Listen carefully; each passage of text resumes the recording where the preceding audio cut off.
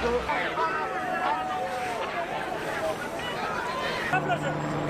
εσύ, τώρα! Βάλτε τα χέρια μπροστά, βάλτε τα χέρια μπροστά, δεν. Απαγορεύεται να αναπνέουμε.